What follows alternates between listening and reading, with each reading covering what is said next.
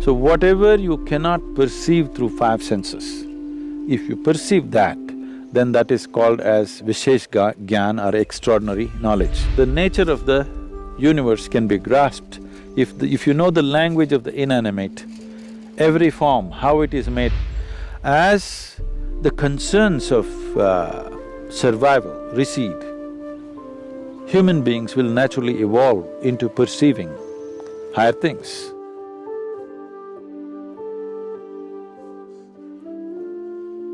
In the yogic system, we look at the human mechanism like this. There are five dimensions to it, there are five layers to it. Usually it's referred to as sheaths, ore it's called, that means sheath, one inside the other. One is the physical body, which is referred to as the food body, because this is essentially a heap of food that we have gathered over a period of time. The next is known as the mental body, because we ascribe intelligence to every cell in the body.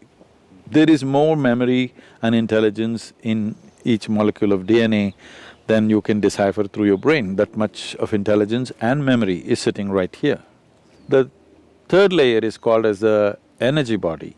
There are three fundamental aspects to it, but it's the first two which normally are experienced by most people, the right and the left, which has 36,000 on the right and 36,000 on the left, pathways or channels, which are described as nadis, which meet in 114 different major points, and these points are seen as possibilities.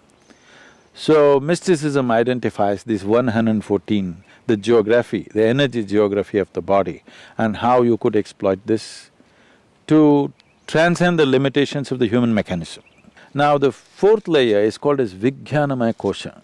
What the word Vijnana means is, it is coming from two different words, Vishesh Gyan. Gyan means knowing or knowledge. Vishesh means an extraordinary way of knowing. So whatever you cannot perceive through five senses, if you perceive that, then that is called as Vishesh Gyan or extraordinary knowledge. So, we are talking about a transitory dimension which is transiting from physical to non-physical. So, the fifth dimension, this is in whatever in the New Age language in America, they're saying this is etheric body. It's not an appropriate description, it is a transitory state where physical is fading out into non-physical nature. The fifth dimension is referred to as Anandamaya Kosha, which literally translates as bliss body. This does not mean there's a bubble of bliss or something inside. It is purely non-physical in nature. Because it is non-physical, we do not know how to define or describe it. There is no definition to it, there is no description to it. We're only talking about it from our experience. Whenever we touch it, we feel blissed out. So like children, we're calling it bliss body, because we do not know what is the nature of what it is, and it is not physical in nature, so we cannot put it into definition of words or descriptions or whatever.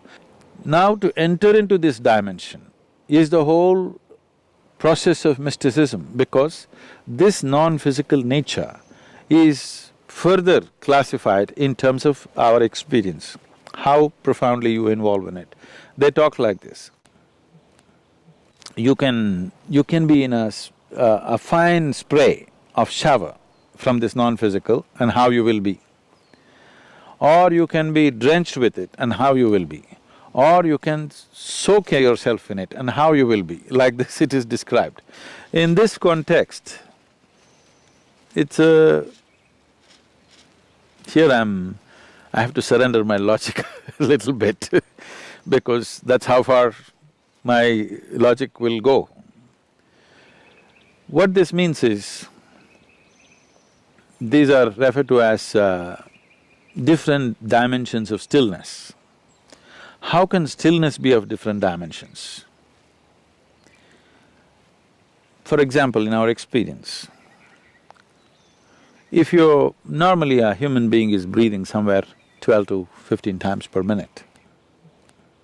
Breath is very directly connected to how the mental fluctuations happen. I don't know if science has explored this, but in our experience it's very much there. Suppose naturally, not by effort, By doing the right kind of things with your system, naturally if your breath drops below 11, then you begin to understand various reverberations that are happening around you in terms of all the subsonic sounds in which the animals are communicating becomes very obvious to you. If your breath drops below 9, naturally, without controlling it, then what the plants are exuding, the plant life, what it is doing, becomes very obvious to you. If your breath drops below 6,